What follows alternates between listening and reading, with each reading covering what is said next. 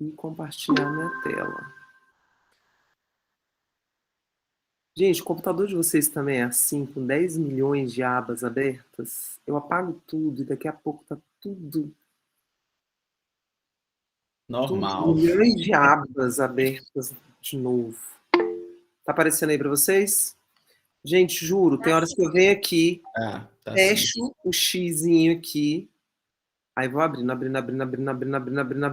vou lendo. Tava vendo uns vídeos, né, sobre... Adoro essa menina aqui. Planejamento de estudos, que eu gosto de passar para os meus alunos, né, e tava assistindo. Aí depois eu fico com dó de apagar e não achar mais os vídeos. Mas vamos lá. Deixa eu abrir o PowerPoint. Tá, então... Deixa eu... Tá aparecendo para vocês? A gente tá vendo o PowerPoint, mas ele não tá no modo apresentação ainda. Ah, tá bom, mas tá vendo tudo, né? Uhum. Eu vou botar agora. Oxi.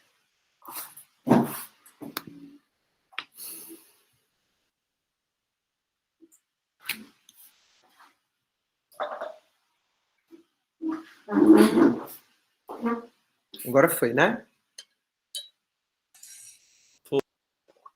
Foi sim. Se vocês precisarem, se quiserem parar, pode parar, tá? Porque eu não tô vendo o chat. Então hoje a gente vai falar um pouquinho mais sobre as partes do cérebro e algumas funções importantes, né? E aqui nesse comecinho, só retomando o que a gente já tinha falado na aula passada, né? A neurociência é uma ciência nova, que não é em torno de 150 anos, a partir da década de 90, é que ela teve um auge aí, né, nos seus estudos, e isso muito se deve ao desenvolvimento desse tipo de exame, dessa imagem que está aí, né? O desenvolvimento da neuroimagem, né? O mapeamento do cérebro e várias experiências que a gente pode visualizar com esse tipo de exame. As contribuições, né, da neurociência despertaram o interesse de vários segmentos, a gente já tinha falado na aula passada, biologia, fonoaudiologia, pedagogia, toda a área da educação, né, a área da medicina, né, no sentido de promover, assim, de tentar compreender melhor como se processa a aprendizagem, né, de cada indivíduo. A neurociência, ela significa o estudo do funcionamento do cérebro, né, ela tenta estudar o funcionamento do cérebro e a gente vai tentar compreender um pouquinho aí dessa área, né, tão densa e difícil mesmo, né? Já que, como a gente falou na aula passada, né, se a gente pensar bem friamente, é uma pura verdade, cada um tem um cérebro e você imagina como que cada conexão é feita dentro da cabeça de cada um, né? Então é uma área bem complexa. O termo neurodidática foi inventado por Gerhard Preiss, professor de didática da matemática na década de 80, na Alemanha.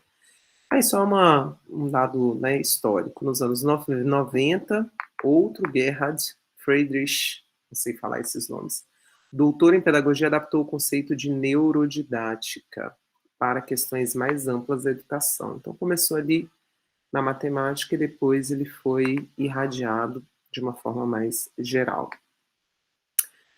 E aí, falando um pouquinho, né, da parte histórica, é difícil de escrever sobre a neurodidática no Brasil, porque infelizmente são poucos os estudiosos dessa ciência por aqui. A gente tem hoje uma área muito grande aí na área, assim, estudos, né, muito voltados para a área de educação, de várias formas, mas para neurodidática ainda é muito, está engateando muito, né? Os pioneiros nessa árdua jornada são os responsáveis pelo primeiro laboratório de neurodidático no Brasil, que está situado em Jaboatão dos Guararapes, em Pernambuco, na Universidade Federal de Pernambuco e teve início em 2007. Então, olha como é recente, né? Um dos primeiros laboratórios em universidade estudando isso. De acordo com Cordeiro e Flor, ele vem reunindo educadores fundamentalmente comprometidos com a prática pedagógica neurodidática, dispostos a intervir e investir em observação, estudos, pesquisas, sistematização, com a finalidade de construir seu acervo de cooperação para a mudança induzida na organização escolar exigida pelos novos tempos. Então, realmente, algo muito novo, né? E esses autores, eles destacam, assim, dificuldades, principalmente nesses 3 campos aí, né? Eles encontram a dificuldade em reunir cientistas da educação que queiram estudar a neurociência. Também encontram dificuldades ligadas à complexidade da própria neurodidática, né? Como até o colega falou, né? Assim, os termos são difíceis. Não é a nossa área mesmo, né? Assim, você tem que pegar livros, por exemplo, esse meu livrinho que eu mostrei para vocês, o primeiro, o roxo, quando eu comecei a ler, assim, as primeiras vezes, eu tive muita dificuldade. Porque tem uns termos, a parte de neurônios, nossa, umas coisas muito difíceis, né? Então, isso é um entrave para quem vai estudar essa área, né? E você tem que se debruçar mesmo, né?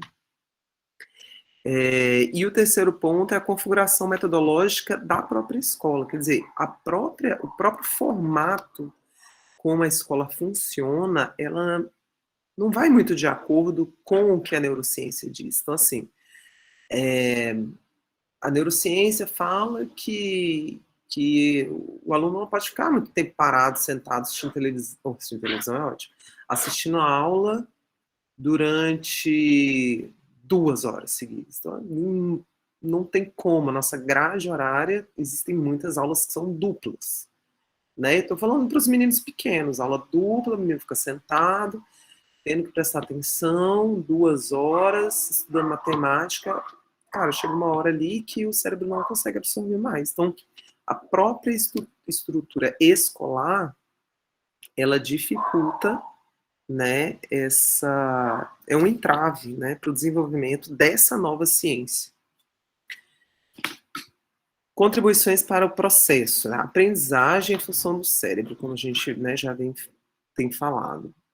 O processo de aprendizagem depende da complexidade do desenvolvimento e da organização das funções cerebrais. Então, o processo de aprendizagem... Ai, gente, deixa eu pegar aqui minha canetinha, que às vezes eu quero riscar alguma coisa. Espera. Deixa eu ver se vai funcionar. Vai. Então, a aprendizagem depende da complexidade do desenvolvimento e da organização das funções cerebrais. O desenvolvimento do cérebro, por seu lado, depende das oportunidades que esse órgão tem de absorver e reagir aos estímulos oferecidos pelo meio, pelo ambiente. Então, é muita coisa, né? Sei lá, eu pego 2 crianças de 7 anos, uma que, sei lá, vive trancada em casa, não vai para a escola, quase não sai, não vive próximo a crianças, vive sempre com adultos, e uma criança que vai para a escola, que brinca, que vai no parque. A gente está dando diferentes oportunidades para que o cérebro dessas 2 crianças desenvolva. Eles vão reagir de formas diferentes, né? Porque elas estão recebendo estímulos diferentes do ambiente, né? As variações dos estímulos ambientais resultam em variações na capacidade de aprender, né? Então, aí você pega essas 2 crianças e bota para fazer uma mesma atividade, como se fosse um experimento. A gente vai ver claramente a diferença no desenvolvimento dessa atividade para as 2 crianças. Uma vai fazer com maior facilidade e outra não.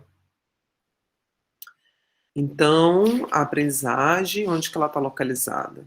Não restam dúvidas que no sistema nervoso central. Falaremos bastante sobre o sistema nervoso central hoje. que é uma estrutura extremamente complexa. Tá? A aprendizagem não acontece num lugar só, ela acontece no sistema nervoso como um todo. Claro que cada parte do cérebro, vamos dizer assim, se dedica mais a alguma coisa, mas como um todo, a aprendizagem está acontecendo em todos os lugares. Aí aqui, como eu tinha falado para vocês, né, a área da educação, educadores, orientadores educacionais, pedagogos, psicopedagogos, se unindo com pessoal da área da saúde, né, pediatras, neurologistas, neuropediatras, psicólogos, psiquiatras, enfim, para somar e entender como que a aprendizagem acontece. E aí, como é que a gente pode contribuir para a aprendizagem dos nossos estudantes, né? Então, como a gente tinha falado, aprendizado depende muito dos estímulos externos, né, do ambiente onde essa pessoa está inserida, essa criança, esse adolescente, depende do próprio estudante, né, da maturidade desse estudante, da força de vontade, né, dele entender que o aprendizado é dele. A partir do momento que a gente entende que o aprendizado é nosso e que a gente que tem que correr atrás, a gente muda o foco, né? Às vezes, muitas vezes os nossos alunos estudam, eles nem sabem para que eles estão estudando, né? Vão no automático, acorda, vai para a escola. E aquilo é muito chato, né? Você não vê propósito nenhum. Então, quando a gente enxerga esse propósito, entende, tem um pouquinho mais de maturidade, o aprendizado acontece de forma mais fácil. O estado emocional, a gente falou um pouco sobre o estado emocional, né? Que ele interfere quando a gente associa determinada aprendizagem. Você pode até não gostar muito, não gostou a vida inteira de matemática. Aí, quando você chega lá, sei lá, no 9º ano, você encontra um professor muito legal, você gosta tanto daquele professor, você tem um vínculo afetivo tão grande com aquele professor por algum motivo, ele é engraçado, ele faz piada, não sei, por algum motivo você criou um vínculo com aquele professor, você passa a compreender melhor a disciplina. Alguém levantou a mão aí? Eu, professora. Pode falar. Essa questão aí Só um minutinho. Deixa eu só perguntar uma coisa, minha voz tá boa? Do que eu tô falando. Dá pra entender. Tá, eu tô tentando falar baixo pra não forçar muito. Pode falar. Não, essa questão aí, só para fazer uma observação, né, da questão do estado emocional, que interfere na aprendizagem da criança, do adolescente ou dos demais, porque, assim, nessa pandemia a gente vivenciou muito essa questão do estado emocional. As crianças ficaram muito em casa, em isolamento, não teve contato com outras crianças, né? Alguns até em casos extremos sofreram violência doméstica. E aí, quando aconteceu o retorno das aulas, né? Às vezes tem aquele aluno que ele era muito bom, mas ele, vamos dizer assim, que regrediu. E isso está muito atrelado à questão emocional, porque às vezes o aluno é excelente, tira nota 10, 10, 10, aí do nada a criança começa a tirar nota baixa. E aí a gente vai investigar, é algum problema familiar, é os pais que estão se separando, né? Sei lá, algum parente foi preso. Então, e tudo isso interfere realmente na aprendizagem, né? Verdade. Nessa pandemia, a gente teve uma crescente, assim, no caso de... Já vinha, né? Se a gente pegar aí os 5 anos aí, um número bem grande de adolescentes, crianças, assim, com ansiedade, com depressão, né? E essa pandemia, ela agravou bastante isso, né? Porque além do medo, né, da gente ficar escutando sempre notícia de morte e doença na família, com os parentes e tal, essa coisa do ficar trancado também, né, ainda mais nessa idade, criança precisa, né, dessa convivência, brincar, né, e aí dentro de casa muitas vezes não pode fazer barulho, porque o pai está trabalhando também, né, enfim, é uma situação bem complicada. E realmente eu, por exemplo, também vi muito isso, muitos bons alunos que, com notas baixas, assim, desmotivados. Então, realmente, o estado emocional ele é fundamental para que a aprendizagem aconteça. E aí o professor, né, também é extremamente importante. Os seres humanos precisam de contínuas aprendizagens que começam a ocorrer a partir da gestação. O aprender é o caminho para atingir o crescimento, a maturidade e o desenvolvimento, né? Começa na gestação, né? E se aprende muito, muito, muito, muito quando é pequeno, e essa aprendizagem ela vai ser sempre, só que a gente vai aprendendo menos à medida que a gente vai envelhecendo, porque a máquina vai se desgastando, assim como qualquer máquina. Comprou um carro, zero. Daqui 10 anos ele não está funcionando mais como ele funcionava, né? Então, o mesmo vale para o cérebro. Ao aprender, o cérebro entra em atividade e ocorre uma série de mudanças físicas e químicas. O sistema nervoso é dividido em sistema nervoso central, que é essa partezinha aqui, cérebro, medula, a gente vai falar sobre ele, né? Essa caixa torácica, e tronco, bulbo que fica aqui, que liga a medula, e o sistema nervoso periférico, que é essa parte que vai ligar os nervos aos órgãos, vai trazer as informações para a medula que vai levar para o cérebro, tá? Então, o sistema nervoso central, encéfalo e medula espinhal. Encéfalo é o que está dentro dessa caixa torácica nossa, né? Onde ocorre o processamento e integração das informações, e o sistema nervoso periférico, nervos, gânglios e terminações nervosas, né? Fazem a condução das informações entre órgãos receptores. Então, você sente o cheiro, eu até dei o exemplo semana passada, né, do alguma coisa pegando fogo, você sente o cheiro, então, órgãos receptores recebem as informações e do sistema nervoso periférico jogam essas informações para o sistema nervoso central. Então, aqui de novo, né? Cérebro, cerebelo que fica aqui, medula e o cérebro. Então, o encéfalo, que tem uma forma irregular, com dobraduras, saliências, todo mundo já viu uma fotografia, né? Os hemisférios, temos o lado esquerdo e o lado direito, o corpo caloso, que liga os dois hemisférios, e a medula espial, que é a parte condutora das informações. Traz as informações que a gente recebe, né, para mandar para esse sistema nervoso central. E aí o sistema nervoso central, então, é formado pelo encéfalo e a medula espinhal, que a gente já tinha falado. Dentro desse encéfalo, nós temos cérebro, cerebelo e o tronco. Vou mostrar outras figuras, vocês vão entender melhor isso aqui. O cerebelo é essa parte, né? Aqui, mais ou menos, é o tronco. E aqui fica o cérebro.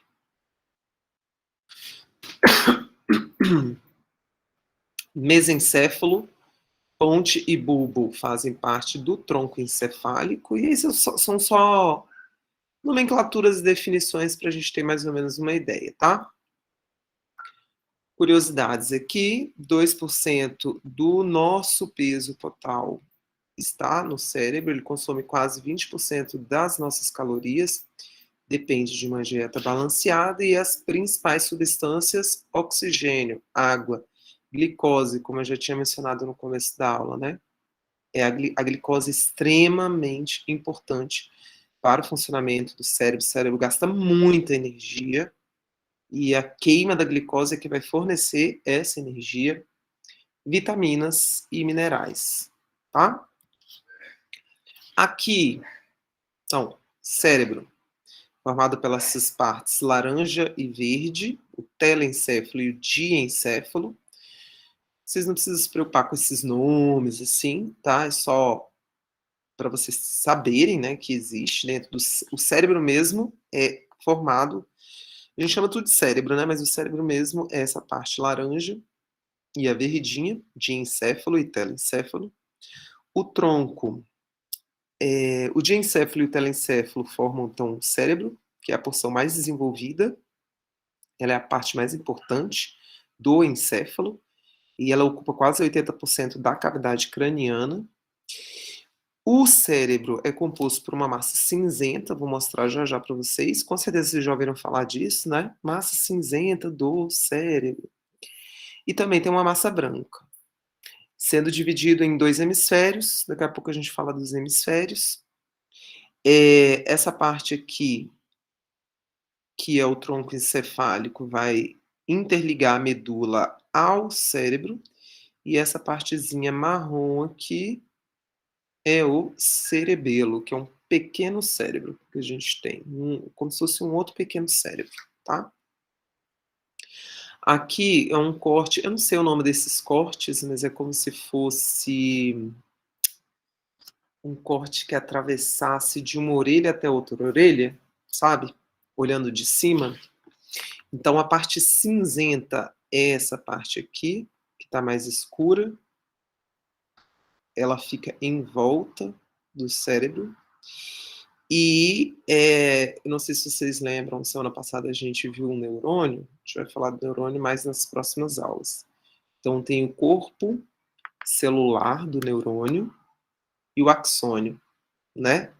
Então essa parte aqui, ela está voltada para essa região toda cinzenta possui alta concentração desse corpo celular, tá? E essa parte branca tem maior concentração do axônio, que é essa parte alongada aqui do neurônio. Então tá aqui, cérebro, matéria branca, branca formada, tá aqui escrita, né? Formada pelos axônios. Essa parte a parte cinza também é chamada de córtex cerebral, tá? A gente vai falar bastante do córtex cerebral. Grande parte do aprendizado mais profundo que a gente tem, ele é armazenado no córtex cerebral. Quando você aprende algo, de fato, ele fica armazenado aí, nessa parte cinzenta, tá? O cérebro, ele tem 4 grandes partes. Tem uma outra parte também que fica dentro do cérebro, que é como se fosse... como é que eu posso chamar? Lobos, né? Tem o lobo frontal, que é a parte da frente, como o nome diz, né? Frontal. Tem o lobo temporal, que é perto das têmporas da orelha, temporal. Essa parte amarela, mais em cima, assim, né? Vindo da testa, caminhando para trás, mas como se fosse para cima, é a parietal. E essa partezinha mais de baixo é a occipital.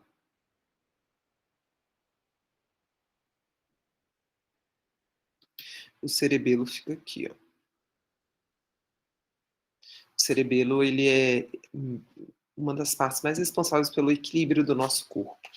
O fato da gente andar marchando, de ter equilíbrio, é por conta do funcionamento do cerebelo. Aí tem algumas... Como é que esse negocinho aqui saiu? Eita, o que eu fiz? Meu Deus, eu ocultei o negócio. Como é que eu volto? Eu pensei que só ia ocultar a barra. Não sei pra onde foi a aula. E agora? Ah, tá aqui.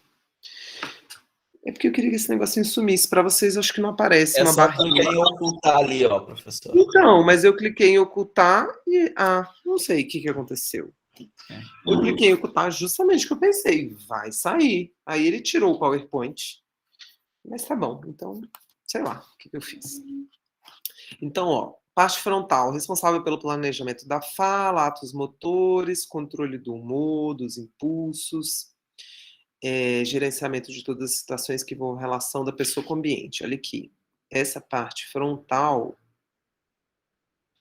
muito importante para o nosso... O fato da pessoa ser mais sociável, ser mais... qual que é o contrário de sociável? Antissocial. Antissocial, né? Essas relações, elas se dão muito nessa área aqui. Você vê, né, que até o fato da nossa personalidade, ele é muito por conta de reações que acontecem no nosso cérebro. Reações químicas, né? Ou às vezes você tem falta, ou às vezes tem excesso de determinado neurotransmissor, alguma coisa assim, que vai fazer com que você tenha personalidade X ou Y. Eu acho isso muito louco. A parte parietal, basicamente, é sensitiva. Parte próxima ao lobo temporal, parte que desce um pouquinho mais aqui, ó, é a área de associação auditiva, e a parte próxima ao lobo occipital é a área de associação visual. O lobo occipital está relacionado principalmente com a visão. Engraçado, né? Porque nosso olho está aqui, né? A gente recebe as informações visuais por aqui, mas essas informações são processadas lá atrás da nossa cabeça, né? Todo aprendizado de conteúdo visual necessita passar por aqui. E o temporal também é sensitivo, recebe informações sensitivas. E exatamente nas partes primitivas do cérebro que regulam as emoções, que os cheiros atuam mais intensamente. Ah, uma coisa que eu esqueci de falar. Aqui, nesse desenho, tem 4 lobos, né? Frontal, parietal, occipital, temporal. Mas dentro do cérebro tem um outro lobo, que é o límbico. Alguns autores chamam que é o quinto lobo, o límbico. Depois a gente vai falar sobre ele também lá na frente, tá? Ah, que eu tava falando, né? A parte olfativa, ela acontece muito nesse sistema límbico, tá? Que é dentro dessa massa aí. Aqui nós temos os hemisférios, né? Uma foto que demonstra o hemisfério esquerdo e direito, separado pelo corpo caloso. O corpo caloso, ele faz uma comunicação entre os dois hemisférios, tá? E aí o texto, ó, o sistema nervoso humano está em comunicação com o cérebro mediante uma comunicação cruzada. O hemisfério esquerdo controla o lado direito do nosso corpo, né? Às vezes a pessoa sofre um acidente, um AVC, alguma coisa do lado esquerdo e o braço paralisa do lado direito. Justamente por isso. Porque o hemisfério esquerdo controla o lado direito, enquanto o direito controla o esquerdo. E elas estão conectadas por um feixe de filamentos que é chamado de corpo caloso. Aqui dentro é o sistema límbico, tá? Que a gente vai falar depois. A neurociência descobriu que fazendo estudos, né, fazendo experimentos enquanto a pessoa está dentro dessas máquinas de ressonância, de tomografia, né, com essas imagens, neuroimagens, né? Então, ela acabou descobrindo que o hemisfério direito é mais focado nas competências criativas e o esquerdo, então aqui é o direito, aqui é o esquerdo, né? O direito é mais artístico. Artístico. E o esquerdo é mais técnico, vamos botar assim. É mais dos números, né? E aí, assim, para que um bom aprendizado aconteça, como tudo na vida, o ideal é que a gente tenha um equilíbrio entre o lado esquerdo e o lado direito, né? Então, esses dois hemisférios são estruturas simétricas, né? Um lado igual ao outro, assim. Não é simétrico 100%, mas muito parecido um lado com o outro. Normalmente, o lado dominante, para a maioria das pessoas, é o lado esquerdo, que é esse mais técnico. O corpo caloso, como eu falei para vocês, tem a função de permitir a comunicação entre esses dois hemisférios, transmitindo memória, aprendizado de um lado para o outro, tá? Lembrando mais uma vez assim, que a aprendizagem ela não acontece, só o lado esquerdo que funciona para matemática, para física, para, sei lá, contas no geral, e o lado direito é total. Não, não é. Eles têm essa função mais evidenciada para um lado e para o outro, mas, como eu falei para vocês, o aprendizado ele acontece o tempo inteiro. Não é que você, agora eu vou estudar matemática e aí o lado direito todo apaga e não funciona mais e está só funcionando esquerdo. Não. Se verifica, por exemplo, se eu fizer uma experiência, botar uma pessoa dentro de uma câmera de ressonância e colocar ela para ficar fazendo exercícios de matemática e ficar lá, né, filmando o cérebro da pessoa, o funcionamento do cérebro, você vai verificar como é que eu posso dizer? Você vai verificar uma atividade maior do lado esquerdo, né?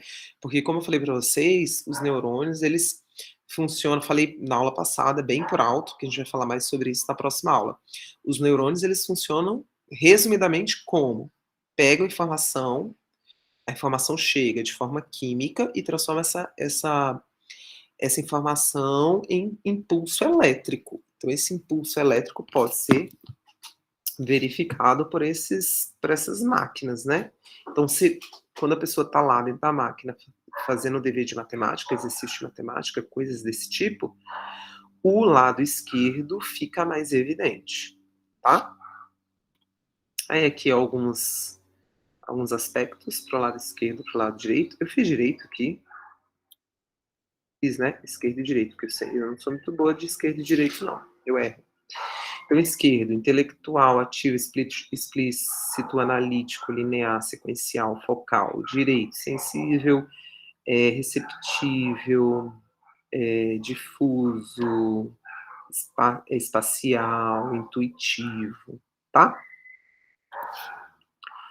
Aqui, uma outra divisão do cérebro, a gente já falou lá atrás, né?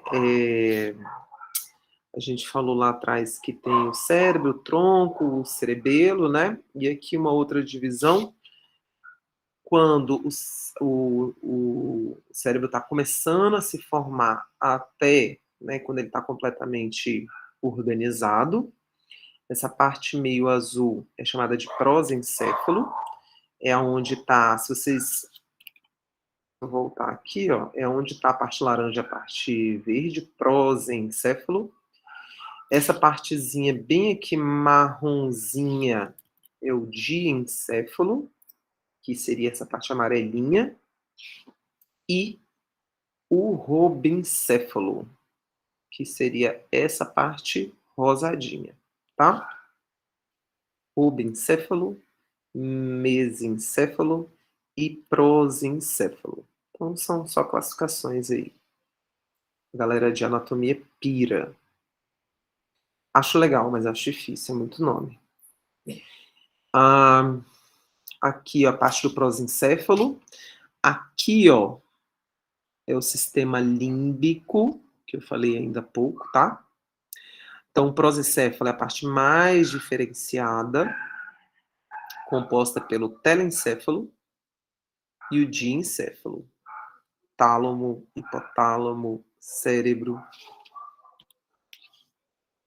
Então, essa parte cinza mais clara é o prosencéfalo. Essa partezinha aqui é o mesencéfalo. E essa parte meio verde é o robencéfalo. São as mesmas imagens diferentes para, né, falar da mesma coisa. Aqui, vamos lá. Sistema límbico, que eu falei para vocês que fica lá dentro. Quase todas as estruturas que encontradas no sistema, que estão dentro que formam o sistema límbico, estão duplicadas. Se vocês olharem aqui, e tem esse pedaço e tem esse pedaço, eles são iguais. Tem essa bolinha azul e essa bolinha azul, que são iguais, é o tálamo. Tem a amígdala desse lado e do outro lado. Sim, você tem a amígdala no cérebro. Tem o bulbo olfatório, tá? Então, é duplicado. Deixa eu apagar essas coisinhas. Tá bom? Será que se eu apertar aqui apaga tudo? Apaga tudo. Beleza. Esse sistema límbico, controla diversas funções. Alimentação, geração de emoções, a reprodução, entre outras. Surgiu com a emergência dos mamíferos inferiores. Comanda certos comportamentos necessários à sobrevivência dos mamíferos. Sistema límbico. Vou falar de cada uma dessas principais partes, tálamo, hipotálamo, hipocampo e amígdala, que fazem parte do sistema. Por que é um sistema? Porque esse conjunto trabalha formando o sistema. O bulbo, essa região aqui, tá? O bulbo é a porção inferior do tronco encefálico, juntamente com outros órgãos, como o mesencéfalo e a ponte que estabelece a comunicação entre o cérebro e a medula. O bulbo faz a comunicação entre as informações que chegam da medula para o cérebro e o contrário. Medula encaminhando, falei certo? Cérebro encaminhando as respostas para que a medula jogue para o corpo e o corpo execute. Deixa eu apagar essas coisas.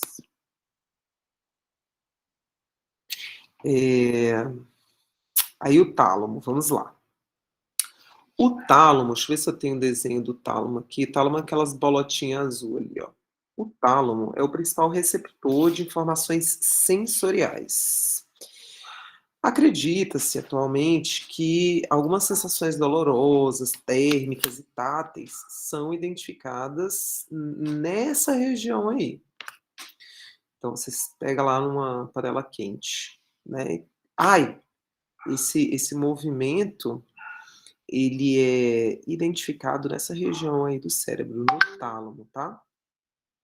Inclusive, tem vários estudos também que apontam que ele também controla a vigília e o sono.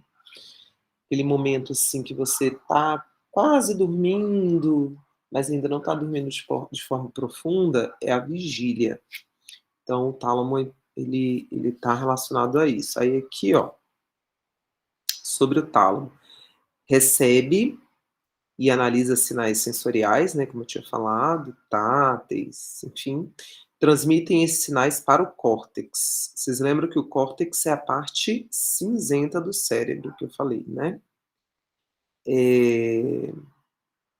Entre os dois tálamos, estão aqui entre as duas bolinhas, é difícil da gente enxergar, né? Mas entre essas duas bolinhas, entre os dois tálamos, encontramos uma glândula, que é a glândula pineal, que produz a melatonina, regulador de sono. Quem tem problema de insônia, tem que tomar melatonina. Não sei se alguém aqui já teve que tomar, né? Melatonina nos ajuda a dormir. Quem produz isso aí é a glândula pineal. Hipotálamo. O hipotálamo, ele fica abaixo do tálamo, tá? Deixa eu ver se aqui dá para ver. Esse nesse outro aqui. Hipotálamo. Ele fica abaixo do tálamo. É difícil de ver, mas tá abaixo do tálamo, tá? É uma glândula que fica abaixo do tálamo, centro integrador do sistema autônomo vegetativo. Então, eles nos ajuda aí com funções vitais. Respiração, circulação do sangue, digestão. Alguns estados de hiperexcitabilidade ou de depressão podem estar relacionados a transtornos dessa região.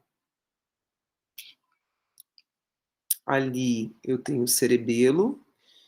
O cerebelo, ele, ó, tá vendo como eu tinha falado para vocês, nos ajuda a manter o equilíbrio do corpo, coordenação, faz a conexão entre o cérebro e a medula, também ajuda na conexão entre o cérebro e a medula, coordena nossos pensamentos, emoções, sentidos e memória. Hipocampo.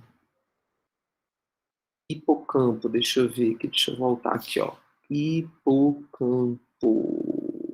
Parece uma ervilhazinha, tá vendo? Eu acho que tem uma imagem do hipocampo. Hipocampo é esse aqui, ó. Parece uma ervilhazinha. É uma estrutura do cérebro encaixada profundamente no lóbulo temporal. O lóbulo temporal é aquela região perto dos ouvidos, né? E ela regula a motivação, a emoção, a memória, tá? Deixa eu ver se tem mais alguma coisa que fala sobre. Esse aqui é do bulbo. O bulbo já tinha falado, estabelece a comunicação entre o cérebro e a medula, liga, né, a parte do cérebro com a medula espinhal e controla certas funções corporais críticas, como os batimentos do coração, respiração, temperatura, homeostase e digestão, controle da temperatura. Aqui de novo o hipocampo, ele é primordial para transformar. Isso que é importante, ele é primordial para transformar a memória de curto prazo em memória de longo prazo. Quando uma pessoa sofre uma lesão nessa área do hipocampo, que é essa região que fica perto da têmpora, né, do lobo temporal, ela fica impossibilitada de criar novas memórias. Ela fica com muita dificuldade de criar novas memórias, passando a ter a impressão de estar num lugar desconhecido sempre. Suas novas experiências não conseguem ser armazenadas. Ela fica só com, por exemplo, eu tenho um acidente hoje aí nessa região do hipocampo. Eu fico com as outras memórias antigas. Isso é o que acontece normalmente, tá, gente? E as novas memórias, elas não são armazenadas. Por quê? As memórias de curto prazo, elas se transformam em memórias de longo prazo. E se essa região está danificada, não vai acontecer esse armazenamento, tá? Então, isso aí é o hipocampo, que é essa ervilhazinha. Esse hipocampo, ele é um caminho importante, então, para que lembranças antigas sejam armazenadas, mas não é aí não é nessa região que elas são guardadas. As lembranças, elas são levadas daí e aí elas vão para o córtex cerebral. Não sei se vocês lembram, na hora que eu mostrei o córtex cerebral, que é a parte cinzenta do cérebro, eu falei para vocês, gente, as memórias de longo prazo, elas ficam aqui. Quando você realmente aprende uma coisa, ela vai para lá, tá? Ela informará o córtex cerebral, o hipocampo vai informar aquela região cinzenta da importância daquela informação. O cérebro entende assim, eita, essa pessoa está revisando muito essa matéria, então essa matéria é importante. Aí o que ele faz? Joga essa informação lá para o córtex cerebral. E aí, como eu falei para vocês, né, quando ele é deteriorado por, sei lá, falta de oxigênio, alguma infecção, algum acidente, alguma disfunção que seja, a pessoa vai ter amnésia. E ela não vai conseguir mais guardar novas informações. Então é necessário, para essa memória de longo prazo acontecer, é necessário que ocorram diversos processos nesse hipocampo, nessa região. E outras regiões, né? Não é só aí, mas assim, é uma das grandes funções do hipocampo. Pegar a memória de curto prazo e transformar de longo prazo. Fazendo o quê? Jogando ela lá para o córtex cerebral. Falando, ó, isso aqui é importante. Guarda aí no córtex cerebral. E aí, isso tem a ver, esse transporte dessas informações dessa regiãozinha em azul para essa parte externa que vai ficar aqui, né? Essa parte dessas dobradurazinhas, a parte mais externa, isso se dá através das sinapses, que é aquela comunicação entre um neurônio e outro neurônio, né? As sinapses, elas levam as informações. E a quantidade de sinapse envolvida vai depender do tipo de memória. Se é uma memória mais bobinha, sei lá, abrir uma garrafa de refrigerante, que é uma memória fácil, é algo que você tem guardado no córtex cerebral. Porque toda vez que você pega uma garrafa, você se lembra. Só que não precisa de muitas sinapses para essa informação ser armazenada. Agora, sei lá, eu vou precisar de milhões de sinapses. Agora, uma lembrança mais complexa, você vai precisar de bilhões de sinapses.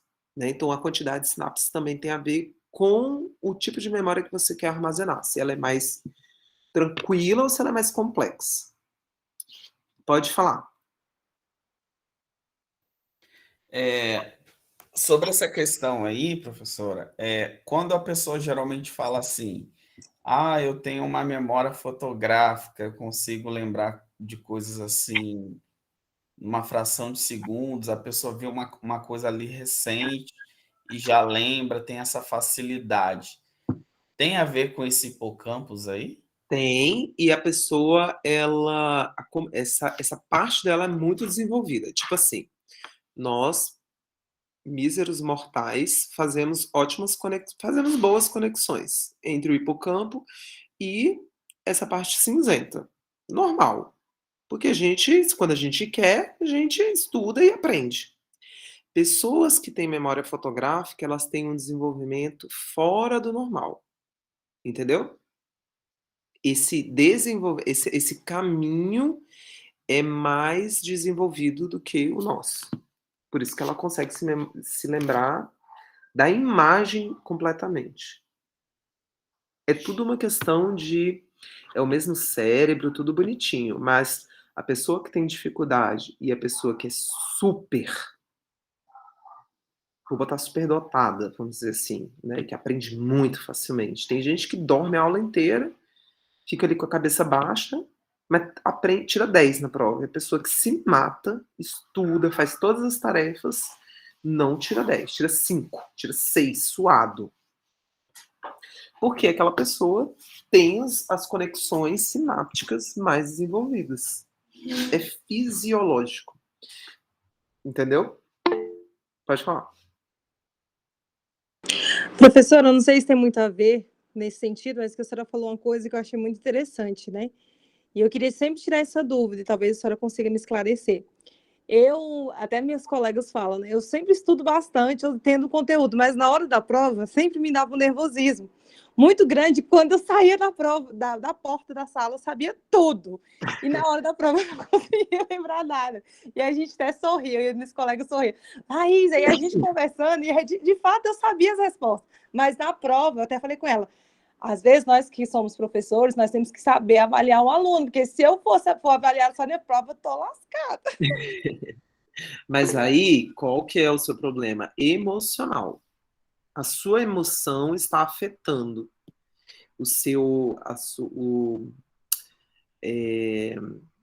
não é que você não aprendeu. Todas essas sinapses, todos esses processos, eles aconteceram. Mas o nosso emocional, ele sabota a gente.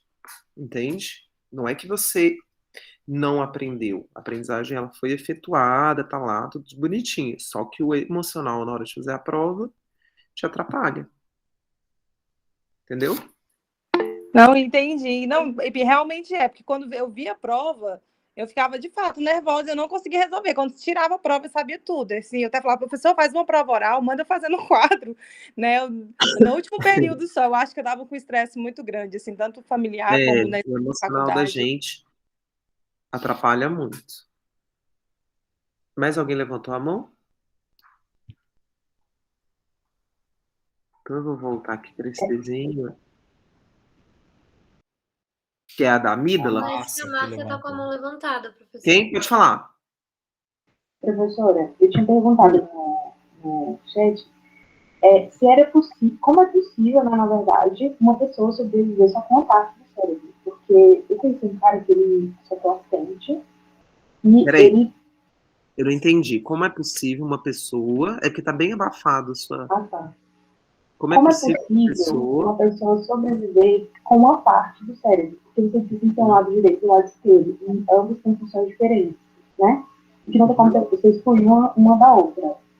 Eu conheci uma pessoa que ela teve um acidente e, tipo, na cabeça dela mesmo tinha, tipo, um buraco, assim, sabe? Que foi onde eles operaram para que ela conseguisse sobreviver, né? Como isso é possível? Assim, eu nunca tinha parado de perguntar pra pessoa, obviamente, né? Mas... Isso acontece por uma coisa que a gente falou semana passada, chamada neuroplasticidade.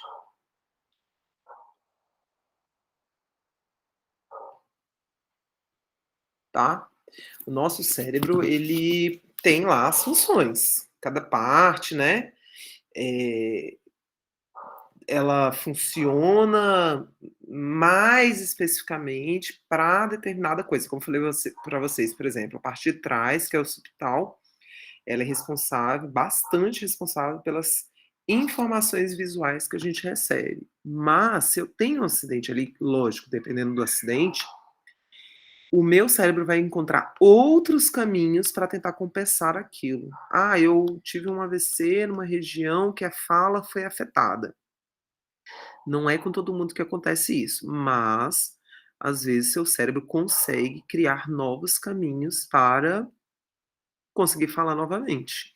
E aí isso se chama a neuroplasticidade é a gente, desde quando a gente nasce até quando a gente morre, o nosso cérebro sempre está procurando novos caminhos. Então você estudou ali matemática. Daquele jeito não está dando certo. Você vai procurar outros caminhos para entender aquele conteúdo. Teu cérebro vai caminhar de forma diferente, vai buscar outros caminhos para entender aquela informação. Então a neuroplasticidade normal. Quando você tem um acidente, ela é mais intensificada para tentar compensar. Sempre vai conseguir? Nem sempre, tá? No caso dessa pessoa que você conhece, é o que às vezes até falam assim, é um milagre, né? Mas o que aconteceu? Exatamente isso, a neuroplasticidade. O cérebro dela, apesar de estar faltando uma parte, ele buscou outros caminhos, tá? Muito obrigada, professora. Eu tinha lido esse? Acho que não, né? Para acontecer a memória de longo prazo, é necessário que ocorram diversos processos no hipocampo e em diversas partes do cérebro. Esse processo demora em média de 6 ou mais horas para você aprender alguma coisa. Para que essas lembranças sejam armazenadas, é necessário que as sinapses, que é a região de encontro entre os dois neurônios, né, quando as moléculas literalmente passam de um neurônio para o outro, que são os neurotransmissores, né, levam essas informações e a quantidade de sinapses envolvida irá depender do tipo de memória. Aí, por exemplo, abrir uma garrafa de sinapse ou abrir uma garrafa de refrigerante envolve poucos milhões de sinapses. Se for uma lembrança mais complexa, você vai envolver uma quantidade maior de sinapses, tá? Amígdala, que é aquela bolotinha que eu mostrei lá atrás, aqui tá nessa partezinha roxa, né? Lá naquele outro slide, essa bolinha aqui, amígdala. Então ela é muito importante para a autopreservação, tá? Quando você é colocado numa situação de perigo, que você precisa ficar alerta, a amígdala, ela começa a funcionar com maior intensidade, tá? O centro identificador do perigo, gerando medo, ansiedade, colocando a gente numa situação de alerta, qualquer animal, né? Um animal numa situação de alerta. Se preparando se você precisar lutar. Então, sei lá, você tá num beco escuro e passou um vulto ali, você já se prepara, né? Você se prepara que se você precisar lutar, você vai lutar, né? Quando ocorre uma destruição, uma coisa interessante, quando ocorre uma destruição na amígdala, por algum motivo, falta de oxigênio, infecção, alguma coisa nesse sentido, o animal ele se torna dócil. Ele perde essa capacidade de lutar, sabe? Por exemplo, cachorro, como é que ele às vezes rosna, né? É uma maneira dele se defender. Então, o animal e a gente também, né, perde essa capacidade. Então, a gente se torna muito dócil, indiferente a situações de risco, de risco. Já, assim, o contrário, se essa região for muito estimulada, a pessoa se torna violenta e agressiva. Então, a agressividade também está relacionada com a um estímulo muito grande nessa região. Então, assim, outra coisa, quando a pessoa tem uma lesão, né, na amígdala, ela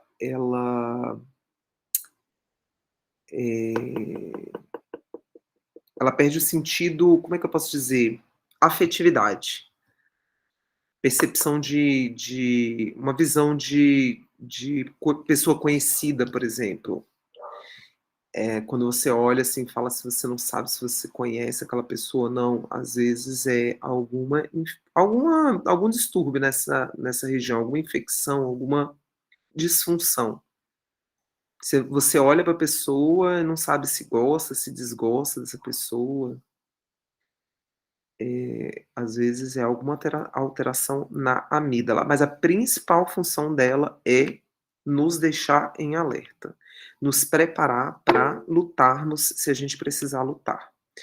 Diga.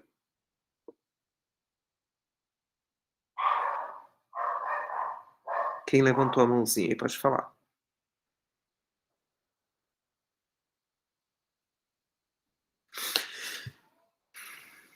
Foi o Anderson, mas eu não sei se ele Estou tentando aqui desbloquear. A amígdala tem alguma relação direta com a adrenalina?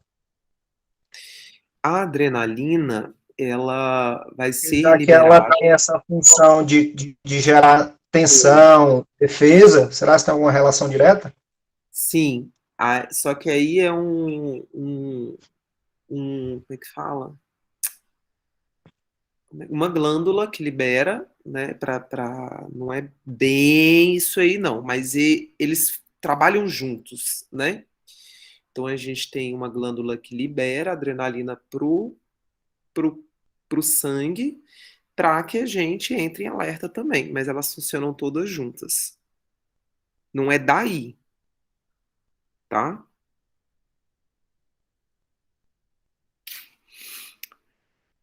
Então, essa é a amígdala, o mesencéfalo, que é uma região pequenininha entre o prosencéfalo, que é aquela parte maior do cérebro, né?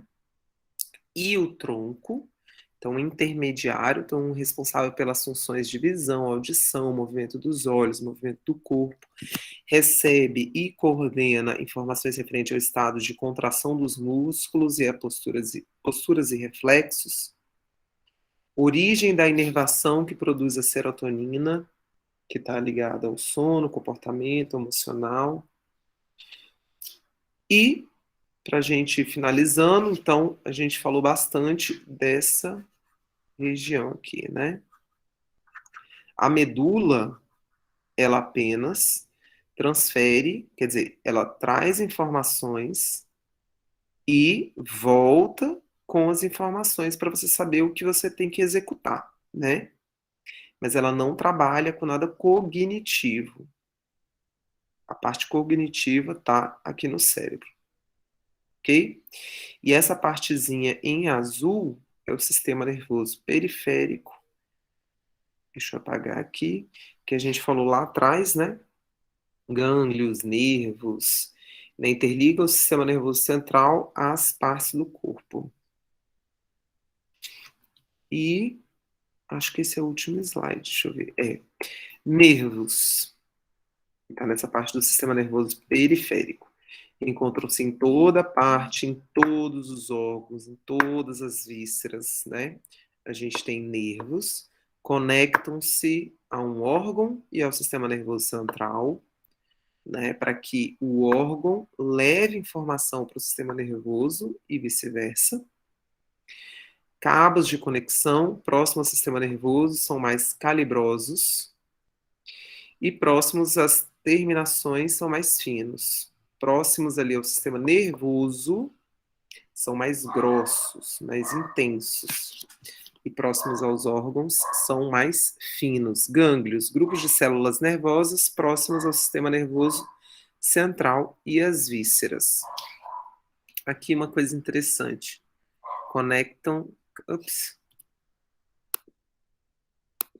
Conectam-se a um órgão e ao sistema nervoso central. Então, às vezes, você tem... por exemplo, aconteceu com meu pai. Meu pai teve um câncer, né? E aí a gente descobriu que a bexiga dele não estava funcionando. Meu pai, a bexiga dele encheu. E ele achava que ele estava fazendo xixi porque era normal, só que ele ficava fazendo xixi o tempo inteiro, né? Só que ele percebeu que na hora que ele deitava, a barriga dele estava muito alta, mais do que normal. Ele procurou o médico, descobriu que na verdade a bexiga dele não funcionava, ela estava explodindo, porque o órgão não estava recebendo informações do sistema nervoso central para funcionar. Alguma coisa se rompeu no meio do caminho que fez com que a bexiga dele não funcionasse. Ela só encheu e ficou lá, cheia, que era um perigo, né?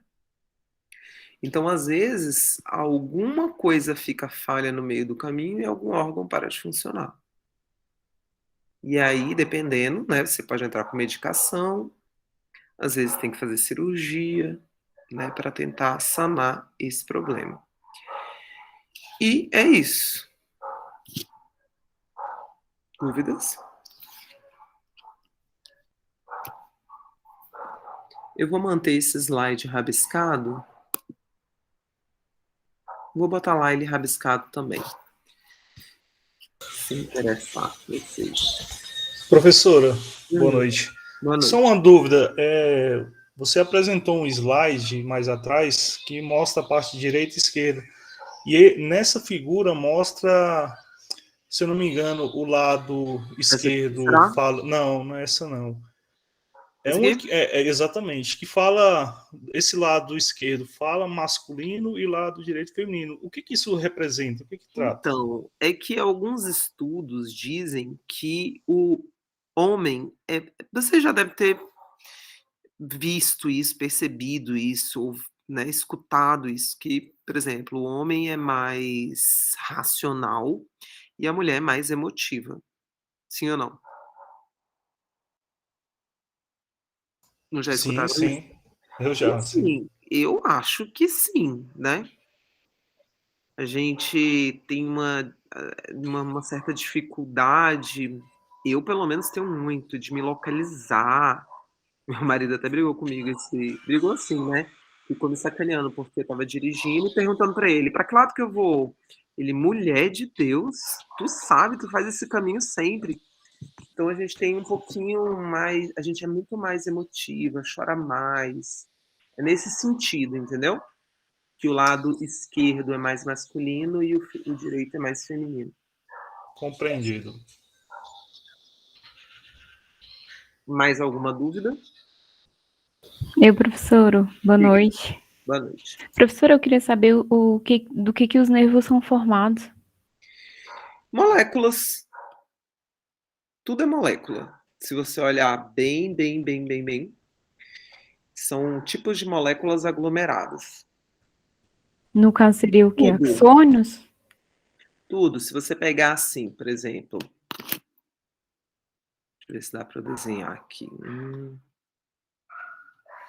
Se você pegar o neurônio, não sei desenhar não, gente, me desculpa, tá? Mas se você pegar essa parede aqui, ó, ela é formada de macromoléculas. Proteínas são macromoléculas, lipídios são moléculas formadas de átomo, átomo mesmo, tá? Aqui dentro, tudo macromolécula. O DNA é uma molécula. Pergunta de novo, faz de novo a sua pergunta. Do que os nervos são formados? Então, aí os nervos são formados por proteínas e lipídios, que aí eles formam aquela célula. Milhares de células. Ah, tá. Mas você está falando de tecido nervoso? É. Ah, sim. Outra dúvida que eu tenho com relação é retroceder o aprendizado, se existe isso. Olha, retroceder o aprendizado é que às vezes não é que a pessoa ela não esquece o que ela aprendeu, ela não vai esquecer. Mas às vezes ela está num estado emocional que faz com que ela bloqueie determinadas informações. Então, quando a gente falou no comecinho da aula, que alguém falou assim, com a pandemia, eu até falei também, né? Vários alunos começaram a tirar nota baixa. Não é que eles deixaram de aprender, né? A não ser que tenha acontecido alguma coisa fisiológica, tipo assim, teve algum problema em alguma parte do cérebro, sabe? Por falta de oxigenação, necrosou, infeccionou, enfim. Se foi por isso, a pessoa pode perder várias memórias. Mas se ela é uma pessoa sadia, normal, um aluno, como a gente estava falando ainda há pouco no começo da aula, acontece que ela não está tirando notas boas na prova, ou ela está tendo dificuldades por conta de algo emocional que aconteceu. Uma ansiedade, então ela vai para a escola ansiosa, ela já vai com aquela sensação de que não vai aprender, aquela sensação de fracasso. Então, essas coisas acabam bloqueando a aprendizagem e ela não consegue mostrar numa prova, por exemplo, que ela aprendeu. Mas isso não quer dizer que ela desaprendeu, entendeu? Certo, obrigada, professor. Nada. Mais alguma dúvida? Eu tenho uma dúvida, professora. Só uma curiosidade que eu assisti uma palestra de uma neurocientista no YouTube. Ela falou que a aprendizagem ela está diretamente relacionada com as emoções e que geralmente o uso de metodologias ativas, né? Facilita mais o aprendizado do aluno do que uma aula tradicional. O que é a metodologia ativa? O que é a metodologia tradicional? É a gente aprender com alguém trazendo as informações já prontas de forma geral, né? Alguém, o professor, traz todas as informações, traz tudo pronto pra gente. É uma forma de aprender? É uma forma de aprender. Agora, o que é a metodologia ativa? É você botar a pessoa para aprender, é fazer a pessoa desenvolver como é o nome daquela palavra? Quando você procura os estudos, geralmente quando a gente está na graduação... Protagonismo? Protagonismo, mas era uma outra palavra que eu estava querendo dizer. Quando a gente vai para a graduação, isso é mais evidente. Às vezes, o professor não explica muito bem a matéria, você tem muita dificuldade, o que você tem que fazer? Você tem que se virar nos 30.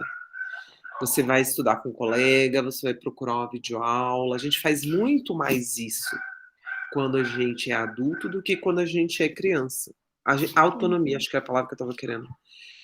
falar a autonomia. A gente não tem muita autonomia. E a metodologia ativa, ela estimula que o próprio aluno procure mais, que ele faça mais, né? Então, por exemplo, no IF, no Integrado em Alimentos, a gente está trabalhando com a metodologia ativa chamada de PBL.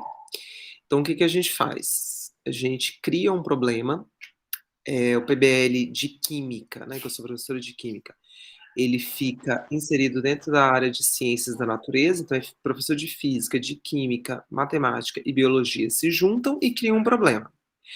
E aí o aluno tem que resolver esse problema. A gente cria vários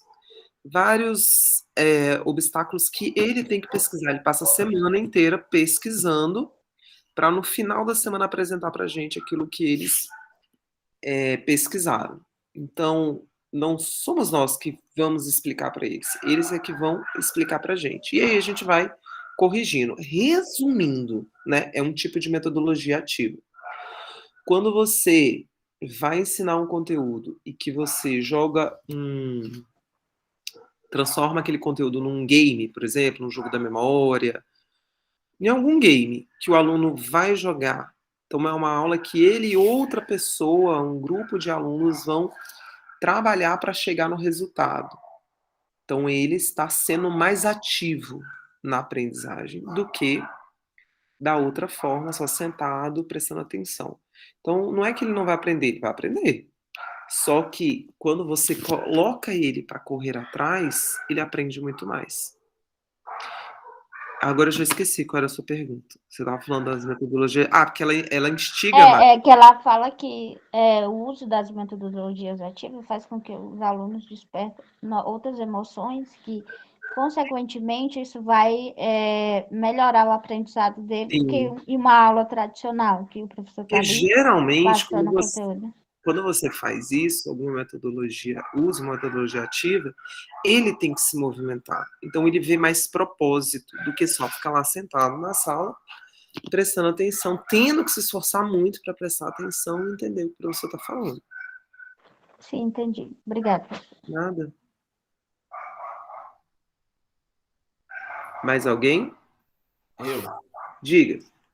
Então, eu queria entender um pouco a respeito sobre a questão do ponto de vista da neurociências, a questão da deficiência intelectual, porque na escola a gente vivencia muito isso, às vezes o aluno não aprende, aí vai lá no neuro, no médico, no especialista, aí o aluno, né, sai com aquele laudo dizendo que é DI, né?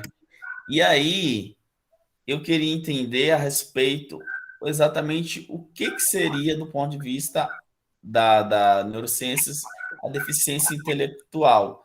Porque eu tive uma aluna, né, que há muito tempo ela não conseguia aprender de jeito nenhum.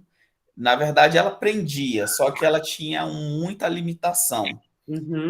Então, ela, por exemplo, ela só conseguia reconhecer números de 1 a 10. A partir dali, não conseguia.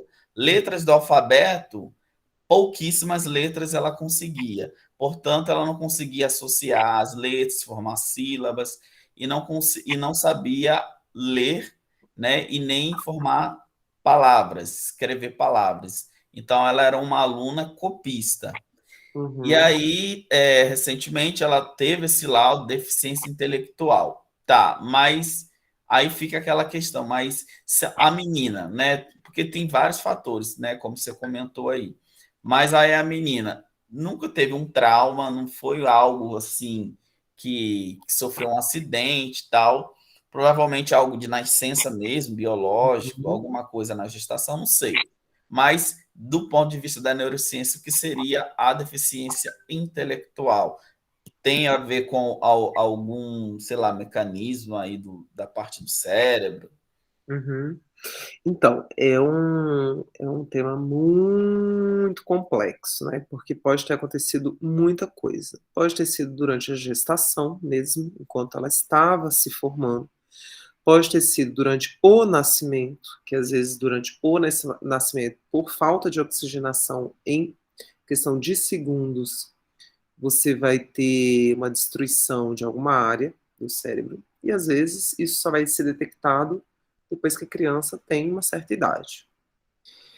É bem difícil, vocês, né, quem é professor já deve ter se deparado com essa situação de desconfia que o aluno tem alguma coisa. O aluno fica com a família anos, tempos, indo em neurologista, em psicólogos, fono, para tentar chegar em algum laudo, e mesmo assim, às vezes, vem um laudo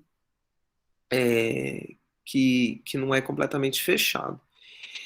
Mas, de uma forma geral, quando a pessoa tem uma deficiência, que seja um déficit de atenção, uma hiperatividade, alguma coisa mais simples, ou uma deficiência intelectual mais grave, como me parece que é o caso dessa aluna, é porque tem alguma disfunção fisiológica mesmo, tá? Que pode ter sido, como eu falei, da própria formação, pode ter sido do nascimento, ou às vezes, né, levou uma pancada quando era bebê, alguma coisa assim. A pessoa pode ter tido alguma infecção, e essa infecção destruiu um grupo de neurônios, né? E aí a pessoa acaba tendo essa deficiência, porque a informação chega de forma incompleta, né? Então, às vezes a pessoa tem alguma deficiência nos neurônios ali da região do ouvido. Então a informação chega, o som chega, mas ele não é recebido de forma completa. Então eu pego uma informação pela metade e passo para frente. Então ela vai chegar lá no cérebro incompleta. Então vai ser processada de forma incompleta. Se eu tenho neurônios incapazes de fazerem as sinapses bem feitas, de forma bem feita, a informação não vai chegar de forma completa. Então eu não vou conseguir processar as informações corretamente. Provavelmente essa menina tem deficiência, ela não consegue identificar a partir do 10, né, que você falou. Então ela tem alguma deficiência nessa região que codifica os números. Então é mais físico mesmo. Agora, não dá para saber, teria que os médicos mesmo investigarem se foi da gestação, se foi, né, do nascimento, enfim. Mas com certeza é algo fisiológico que ela tem. E que os outros também, né? Tanta pessoa que, como eu falei, né, que é muito inteligente, que, nossa, só tira 10 facilmente, tem memória fotográfica, é algo fisiológico. As conexões dela são muito bem desenvolvidas, muito bem encaixadinhas. E quem tem um pouco mais de dificuldade, às vezes a pessoa não tem neurotransmissores que façam essas conexões de forma eficiente. Então a pessoa vai tomar um remédio para tentar equilibrar esses neurotransmissores. Aí é mais fácil. Agora, no caso de uma deficiência intelectual mais grave, não tem remédio que vá conseguir resolver isso. Aí você tem que trabalhar.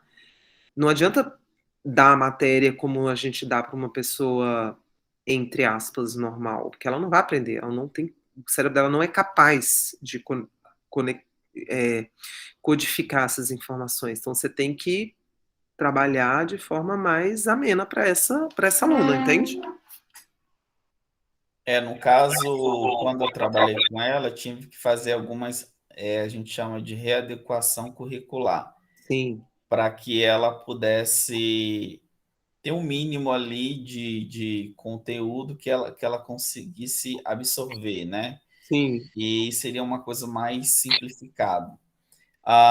Realmente foi uma indagação assim muito grande, porque a gente fica assim com receio. Por que o aluno não aprende? Aí a gente, aquela questão, né? Uma pulga atrás da orelha. Aquele aluno tem alguma coisa. Eu, Sim. quando bati o olho, já percebi. Aquela aluna tem alguma coisa. E a família às vezes não aceita, é bem complicado. Eu até pensava que a menina ela era autista, né? Uhum. E aí, porque ela tinha muitas características do autismo. Às vezes sabia? Mas até o autismo, dependendo, é muito difícil de ser identificado, né? Tem um espectro.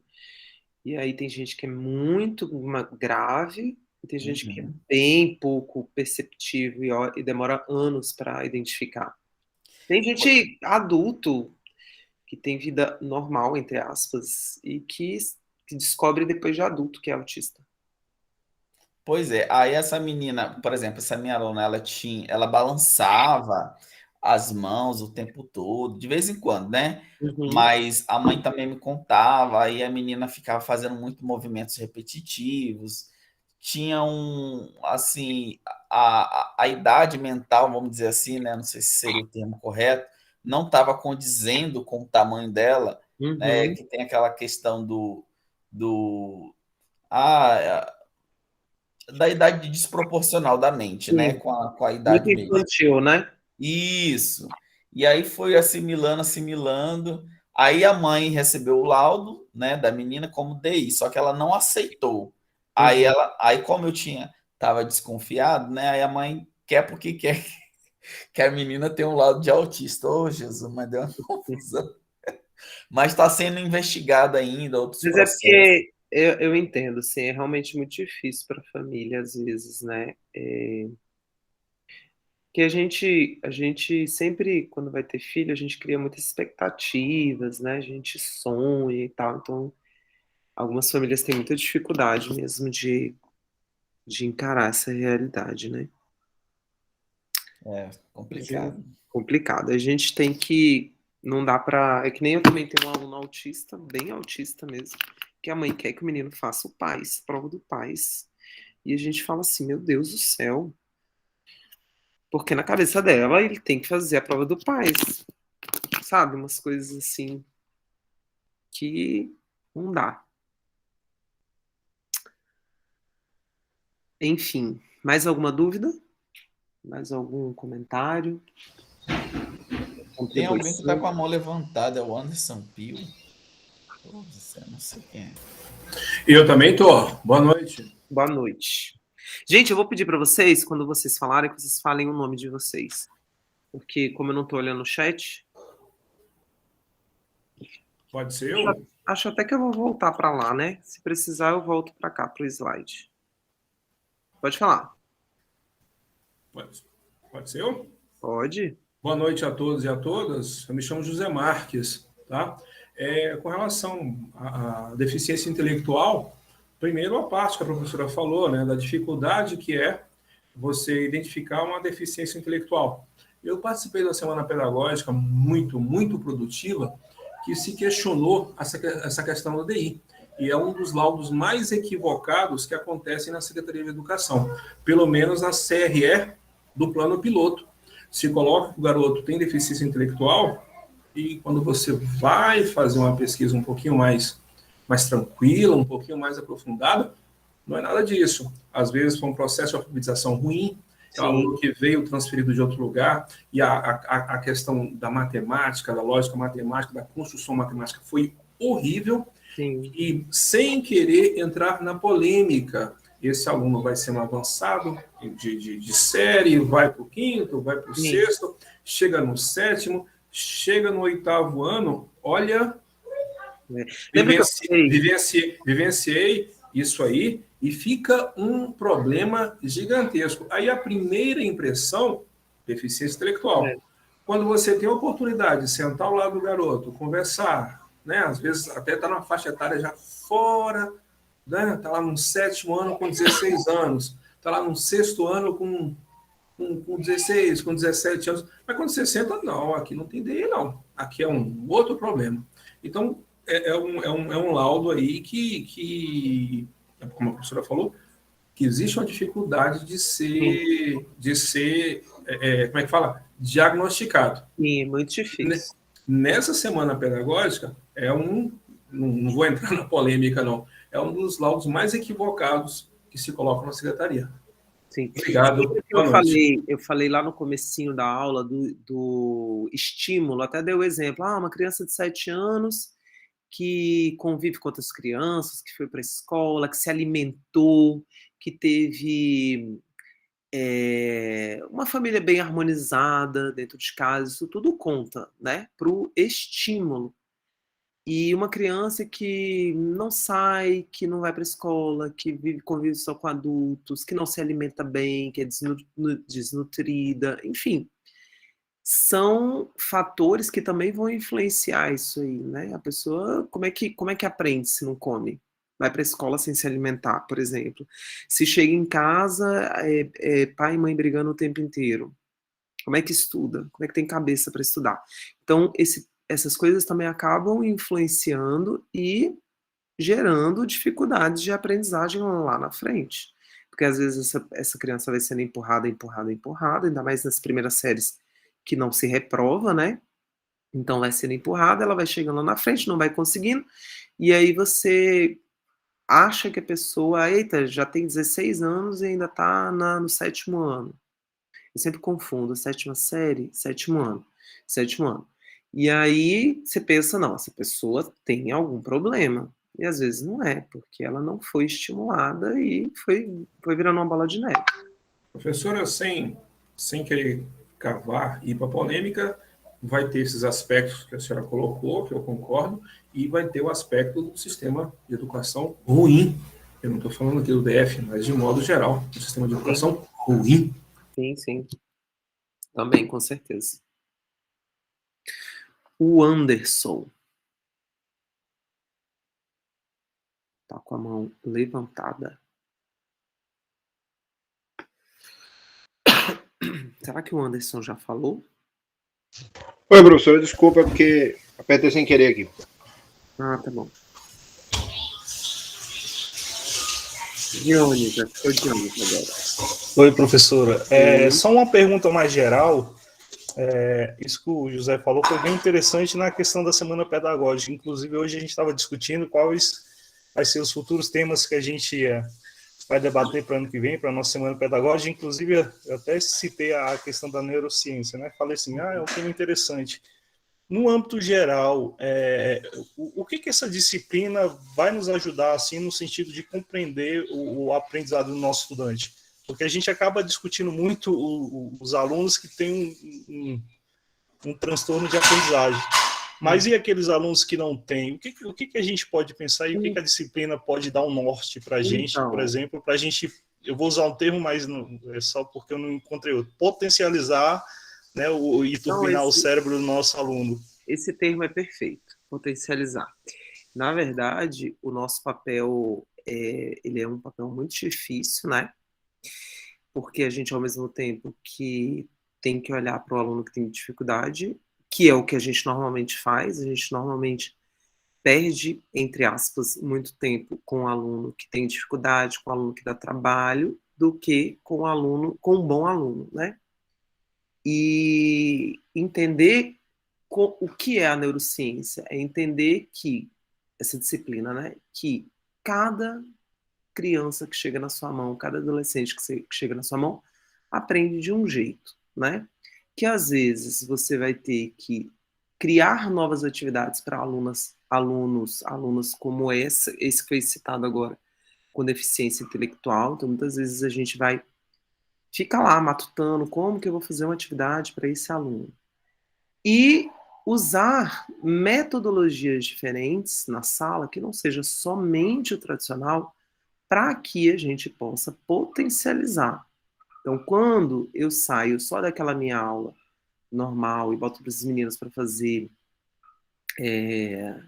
trabalhos em grupos, e não é só botar o trabalho em grupo e falar, gente, olha, eu trabalho em grupo, façam aí. Não, é sentar, ir lá, conversar com eles, saber se eles estão produzindo, ensinar como é que faz, né?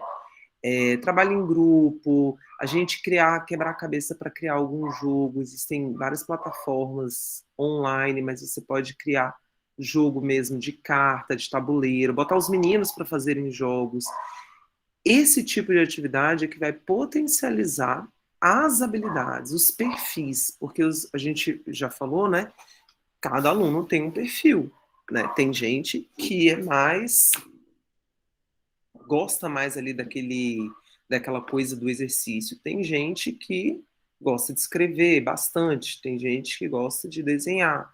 Então, assim, fazer coisas diferentes vão ajudar a gente a potencializar essas, esses, esses, esses diferentes perfis, né? Eu acho que o que eu mais aprendi quando eu fui estudando, na verdade eu comecei a estudar a neurociência mais por conta dos meus filhos, né? Que eu sentia a necessidade de, de entender melhor, né, o comportamento das crianças, enfim. E aí eu fui me deparando e entendendo que os meus alunos, quando não aprendem, não é porque só simplesmente, ele não aprende porque ele não estudou. Existe um monte de coisa, inclusive a minha própria aula, que interfere nessa aprendizagem, né? E aí, como eu falei para vocês, dá para fazer todas as aulas bem diferenciadas? Não dá, gente. É impossível, porque a gente precisa seguir um cronograma, tem que dar a disciplina, tem que dar matéria.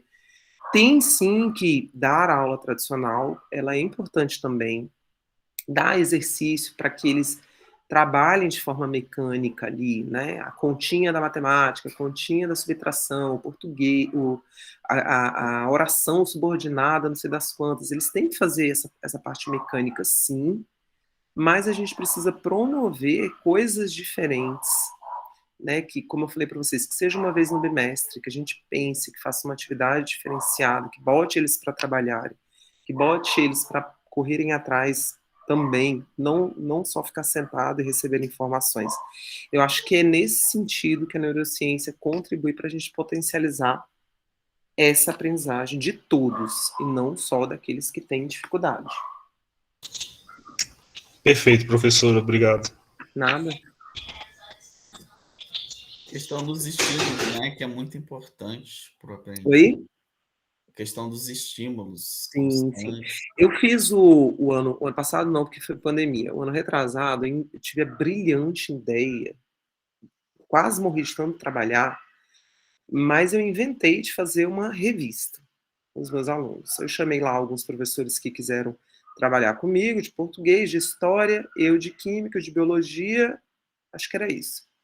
E aí foi um esquema de um trimestre trabalhando com os alunos para que eles, no final desse processo, entregassem uma revista. Esses alunos queriam me matar, porque deu muito trabalho.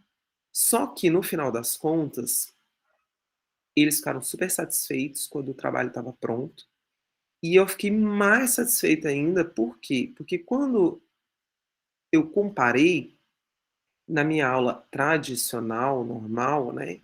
Eu não tenho muito feedback dos alunos. É só uma prova. Eu só sei assim, esse tirou 8, esse tirou 7, esse tirou 3, esse aqui, esse aqui não tá sabendo de nada, tirou 3. E com a revista eu pude descobrir muita coisa. Meninos que eram muito criativos, outros que gostavam muito de desenhar, outros que gostavam de poema, outros que gostavam. Então você descobre, você fica mais próximo deles e eles ficam muito felizes em mostrar naquilo que eles são bons, né? Então, deu muito trabalho, dá muito trabalho, é muito mais fácil realmente dar aula tradicional, prova tradicional, não temos dúvidas disso. Dá muito trabalho fazer coisas diferentes, mas, em compensação, você enxerga vários talentos, várias habilidades, competências que a gente não trabalha normalmente na aula tradicional. Mais alguma dúvida? Mais alguma contribuição? Professora, eu só queria perguntar se a gente vai trabalhar com algum livro do David Altshuler, porque ele fala muito sobre questões de aprendizagem, né? Ele é um psicólogo e tal, e na leitura daquele artigo, eu lembrei muito dele, que a senhora passou, né? E a senhora conversando, a senhora fala muito sobre ele. Eu queria saber se a gente iria aprofundar sobre ele ou não. Não, sabe o que a gente pode fazer? A gente pode fazer uma listinha de livros e colocar lá no Google Classroom. Eu não sei. Ele fala muito sobre aprendizagem significativa, né? Que a senhora, toda aula a senhora comenta, né? Aí eu falei, será que ela vai abordar sobre ele? Mas tranquilo, obrigada, professora. Não, mas eu posso, de repente, criar uma listinha de livros que eu já li, né, que eu tenho, e colocar lá, para vocês também procurarem, se vocês se interessarem. Vou fazer isso. Tem muitos autores interessantes. Mais alguém? Vou parar aqui a apresentação.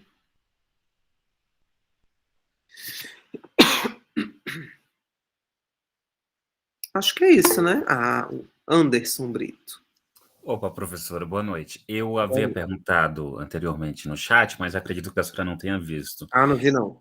É porque eu não gosto muito de ficar falando, não. Mas, enfim, a apresentação do seminário final, isso já não tem mais a ver com a matéria, por isso que eu quis ser o último. A apresentação final, né, o seminário, ele será um vídeo no YouTube, será um vídeo que nós publicaremos, enfim, da nossa apresentação, ou vai ser feita aqui, numa reunião do Meet? Então, se a gente tivesse no presencial, daria tranquilamente para a gente fazer no presencial, né? Semestre retrasado, eu estava dando uma disciplina chamada Prática de Ensino, e eu fiz os meninos tiveram que apresentar um seminário, fica muito cansativo, seminário por aqui, então talvez seja mais eficiente a gente gravar os vídeos e deixar os vídeos, entendeu, no YouTube, para que a gente possa assistir. O que vocês acham? Olha, para mim, eu acredito que seja bem melhor. Eu, por exemplo, eu fiz o meu estágio supervisionado pelo YouTube. Eu tenho todas as minhas aulas que eu dei para os alunos, como estavam tendo aulas à distância, né? Meu estágio foi à distância, inclusive fiz na Bahia. Eu fiz à distância, então tenho todas as aulas que eu gravei foram através do YouTube e, enfim, posteriormente os alunos faziam os comentários, a gente interagia. Porque essa experiência que eu tive com essa apresentação de seminário por aqui, meu Deus, foi muito cansativo. Porque eu fui imaginando 7 grupos apresentando, a gente não ia terminar isso nunca. Ainda mais porque, assim, por exemplo, eu dava 15 minutos para cada grupo, só que aí tinha grupo que apresentava em 30 minutos. Então, ficou, assim, bem desgastante. Então, eu tava pensando em fazer vídeo mesmo. Já vi que algumas pessoas se posicionaram ali, gostaram da ideia. Então, eu vou amadurecer nesse sentido. Mas assim, se a senhora for apresentar por aqui, seria uma sugestão. A senhora poderia também permitir a apresentação de quem quisesse pelo YouTube. Porque, para mim, por exemplo, eu sei editar vídeos. Para mim, seria ótimo se o meu grupo, por exemplo, todos eles gravassem sua própria parte, mandassem para mim pelo Drive, e eu compilaria num vídeo só, um vídeo único. Para mim, essa opção seria mais fácil. Pode ser.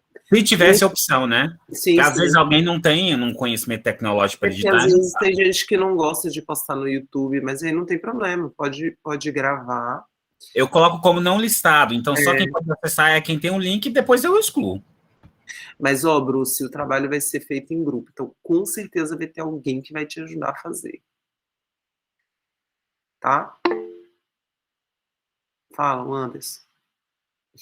Professores, sobre a organização dos grupos, qual vai ser a temática aí? Como vai ser montado esses grupos? Vai ficar aberto para a gente fazer esses grupos? Como vai ser? Eu vi que vocês já estavam montando um grupo para alguma coisa, né? Lá no WhatsApp. Era para outra disciplina, né, de metodologia. De repente a gente pode aproveitar os mesmos grupos. Mesmo grupo, né? Porque já se organizou. Quantos grupos tem lá? Ela vai dar essa média também. São quantos?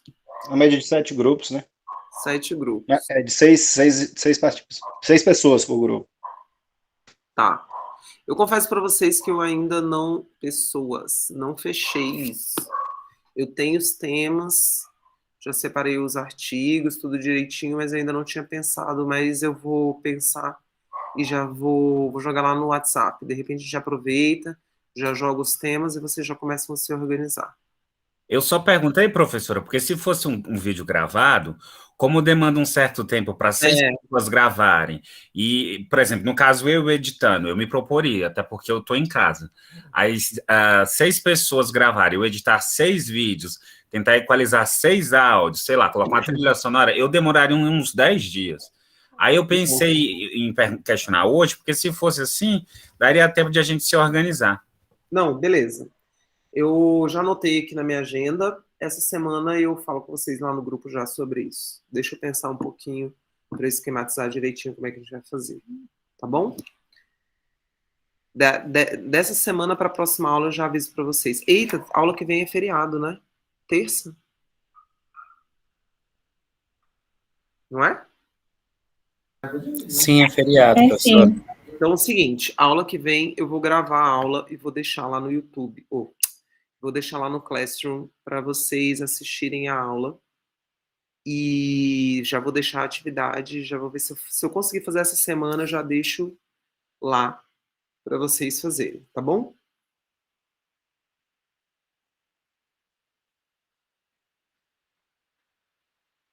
Eu passo a orientação para vocês direitinho lá no WhatsApp. Diga, o Anderson, acho que o Anderson esqueceu de novo a mãozinha levantada. Professora Jones, só uma última pergunta bem rápida. Aqueles alunos que, porventura, não conseguiu entregar a tarefa de hoje, vai ter uma prorrogação? Não tem problema, pode fazer. Eu ainda não tive tempo de olhar também, de qualquer maneira. Tá bom, então. Muito obrigado. Mais alguma? Eu posso falar uma coisa bem rapidinha, professora? Pode falar o que você quiser. É uma ideia que a gente teve, inclusive quando eu estudei no PBL lá na UFG, tempos difíceis, a gente criou um link no YouTube, um canal no YouTube, onde que a gente colocava as nossas aulas. Aí, por exemplo, as aulas de vocês estão colocando no Drive, né? Uhum. Por exemplo, eu assisto pela TV. Então, eu não consigo jogar o Drive para a TV. Aí, o que foi que eu fiz? Eu peguei, baixei essas aulas e coloquei no meu próprio canal do YouTube para pegar para espelhar na minha TV. Uhum. Inclusive, quando eu estou limpando a casa, o que quer que eu seja, eu fico escutando a aula, às vezes 2, 3 vezes, para poder relembrar o assunto. Uhum. Aí eu pensei o seguinte, talvez com a turma, é bem coisa rápida, não é para decidir nada, é só para eu falar o que é, para eu não ficar discutindo muito no WhatsApp.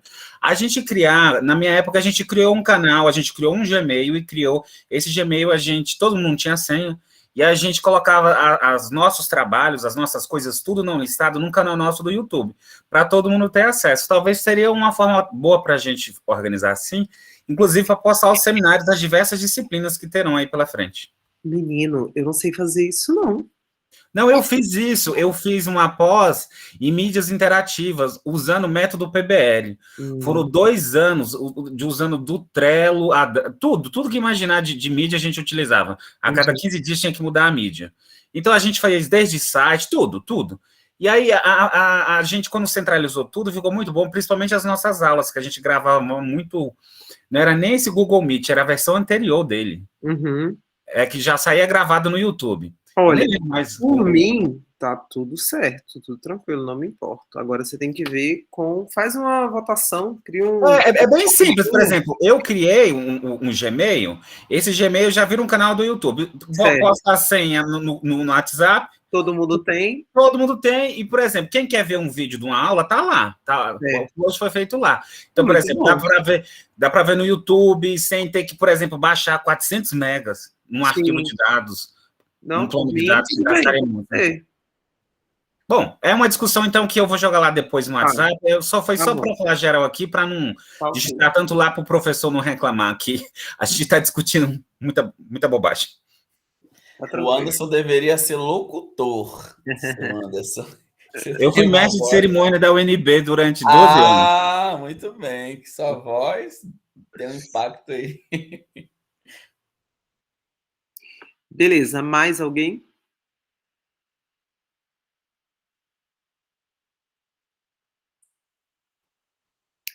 Acho que então vamos finalizando por aqui, né?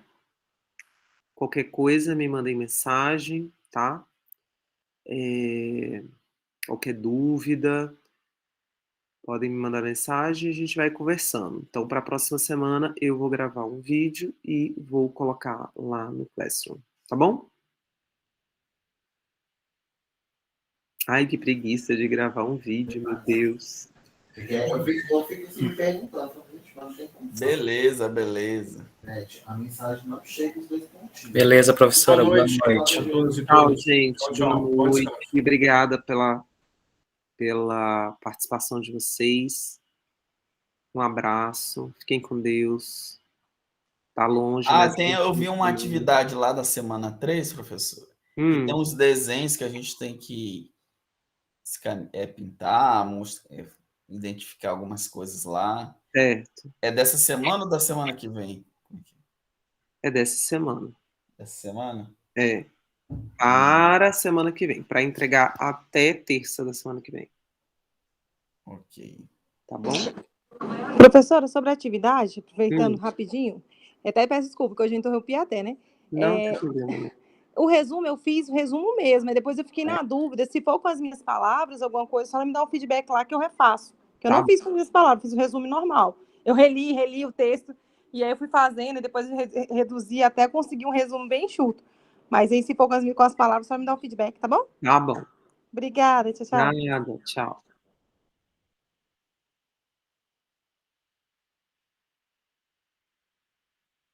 Tchau, tchau, pessoal. Tchau, tchau. Boa noite. Um abraço. Tchau, professora. Boa noite. Tem lista de frequência nessa aula de hoje? Não, a frequência vai ser com base nas atividades que vocês forem entregando. Ok. Boa noite. Boa noite. Tchau.